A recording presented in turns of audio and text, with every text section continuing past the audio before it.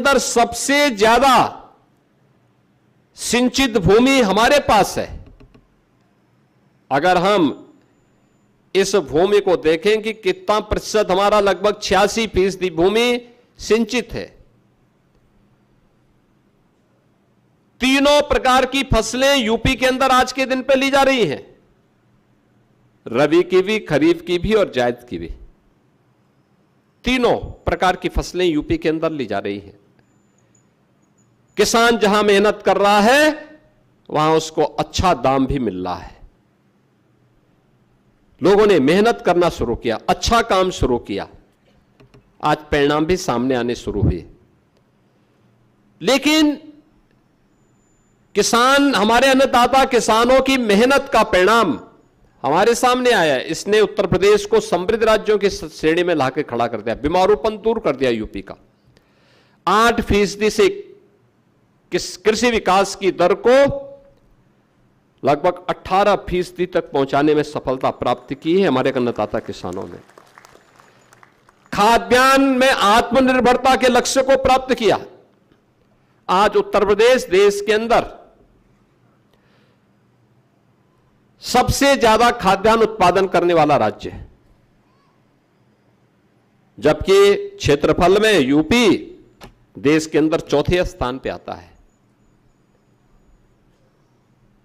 चौथे स्थान पर है, लेकिन सबसे ज्यादा खाद्यान्न उत्पादन कर रहा है, सबसे ज्यादा चीनी मिलों का संचालन कर रहा है, सबसे ज्यादा चीनी उत्पादन कर रहा है, सबसे ज्यादा इथेनॉल का उत्पादन कर रहा है, सबसे ज्यादा आलू का उत्पादन कर रहा है,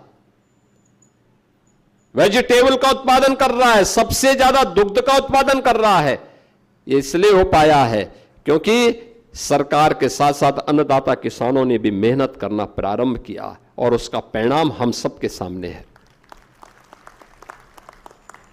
यह सरकार अलग अलग फसलों के समय में, रबी के समय रबी गोष्ठी, खरीफ के समय खरीफ गोष्ठी इसीलिए करती है कि हम अन्नदाता किसानों को बीज की क्वालिटी के बारे में बता सकें, तकनीक के बारे में जानकारी दे सकें, शासन की योजनाओं से अवगत करा सके और सरकार आगे क्या कदम उठाने जा रही है इसके बारे में उनके सुझाव को भी ले सकें।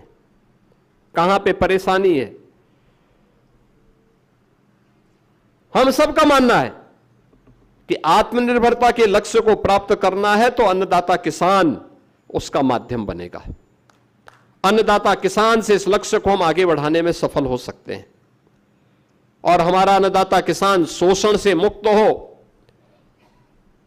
अभाव से मुक्त हो, अन्नदाता किसान के सामने किसी प्रकार की कोई चुनौती न हो। जहां सरकार का काम उन सभी बैरियर को हटाना है, वही सरकार का काम यह भी है कि हम सुविधा संपन्न करने के साथ साथ किसान को मंडी के साथ जोड़ने का काम भी करें। अच्छा सीड उसे उपलब्ध हो सके, समय पे जो भी उसकी आवश्यकताओं की पूर्ति करने में सहायक हो सके। और आज उत्तर प्रदेश जैसे राज्य में सफलतापूर्वक संभव हो पा रहा है। इस संभव का ही परिणाम है कि देश के अंदर लगभग 11% भूमि में हम 21% खाद्यान्न उत्पादन कर रहे हैं। यानी भारत की कुल कृषि उत्पादन की, कृषि योग्य भूमि की केवल 11% यूपी के पास है। आबादी 16 से 17% है, लेकिन खाद्यान्न हम इसी भूमि में उत्पादन कर रहे हैं 21% खाद्यान्न का उत्पादन हमारा अन्नदाता किसान पैदा कर रहा है। तमाम खाद्यान्न में, वेजिटेबल्स में, औद्यानिक फसलों में उत्तर प्रदेश आज देश को लीड कर रहा है। लेकिन इन सब के बावजूद हमारे सामने चुनौतियां भी हैं और मुझे लगता है देश के अंदर कमोबेश बहुत कम ऐसे राज्य होंगे जिन्होंने किसान के साथ साथ किसान के जो सह किसान हैं, बटाईदार, उनको भी और उनके परिवार के सदस्यों को भी किसी भी आपदा में, हादसे का शिकार होने पर मुख्यमंत्री कृषक दुर्घटना बीमा योजना से कवर करने का काम किया। हर वर्ष 1000 करोड़ रुपए हम खर्च करते हैं। कोई किसान किसी आपदा की चपेट में आ गया, अतिवृष्टि से, अनावृष्टि, किसी लू से, किसी आकाशीय बिजली का शिकार हो गया, वन्य जीवों के संघर्ष में शिकार हो गया, 5 लाख रुपए की सहायता अगले 24 घंटे के अंदर उस परिवार को उपलब्ध करवाने का कार्य सरकार करती है। देश के अंदर, अन्य राज्यों में नहीं, हम यूपी के अंदर उपलब्ध करवा रहे हैं।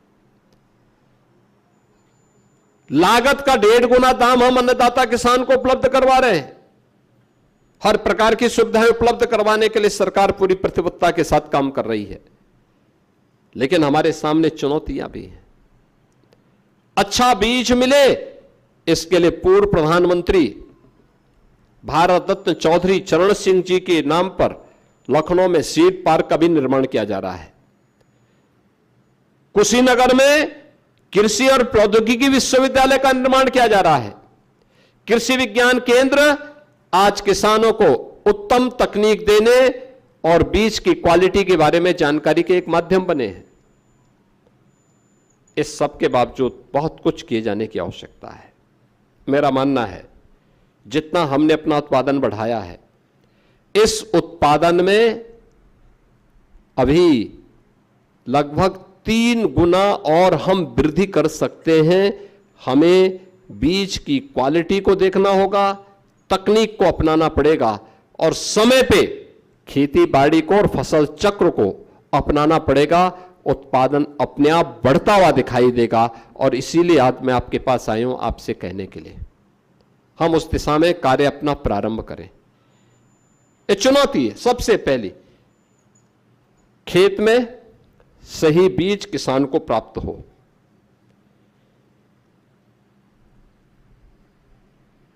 उत्पादन का पहला कार्य यहां से प्रारंभ होगा। लागत को कम करने की तैयारी और उत्पादन को बढ़ाने की तैयारी। हम खाद्यान्न कितना भी, औद्यानिक फसल कितना भी और वेजिटेबल कितनी भी हम उत्पादन कर लें, लेकिन याद रखना, अगर आपने एक्सपोर्ट के लायक उत्पाद प्रोडक्ट नहीं तैयार किया तो फिर आपको जितना मुनाफा होना चाहिए नहीं होगा। आप याद करिए ना, औद्यानिक फसलों में आम इसी समय तैयार होता है, यही सीजन है, आगे बढ़ता है। जुलाई में एक्सपोर्ट हो सकता था, लेकिन उसकी क्वालिटी पहले दिन से तय करनी पड़ेगी। जिस आम का दाम यहां 40 रुपए 50 रुपए मिलेगा, वही आम अगर यूरोप के देशों में जाएगा, अमेरिका में जाएगा या दुनिया के तमाम अन्य देशों में जाएगा, वही आम 800 से 1000 रुपया दाम आपको दे देता है। कार्गो का दाम कितना भी लागत आएगी, वो मुश्किल से 150-200 रुपए तक पड़ेगी। तो भी तो अगर 800 रुपए मिलता तो भी तो 600 रुपए का आपके 1 किलो में बचते हैं। लेकिन वो क्वालिटी देखना, उसको बनाना, इसके लिए उस तकनीक की जानकारी दी जाती है। सरकार ने अपने स्तर पर कुछ केंद्र इसके लिए विकसित किए हैं, कार्गो के सेंटर भी विकसित किए हैं, कर भी रही है। लेकिन इसकी तैयारी के साथ हमें अपने आप को देखना। तो जो खाद्यान्न हम उत्पादन करें, जो वेजिटेबल उत्पादन करें, जो औद्यानिक फसल हम पैदा करें, न्यूनतम केमिकल, फर्टिलाइजर और पेस्टिसाइड का उपयोग करना न्यूनतम हो, उन मानकों पर खरा उतर सके जो निर्यात करने लायक भी हो। और इसके लिए प्राकृतिक खेती एक बेहतरीन ऑप्शन है भारतवासियों के सामने। गौ आधारित खेती है ये। गौ माता के प्रति कृतज्ञता ज्ञापित करते हुए गौ माता की रक्षा भी होगी, लेकिन केमिकल, फर्टिलाइजर और पेस्टिसाइड से आपकी खेती को बचाव करने के साथ साथ लागत को कम करने का भी एक माध्यम हो सकता है। हमें इसमें कार्य करना होगा और कृषि आपसे बड़ा वैज्ञानिक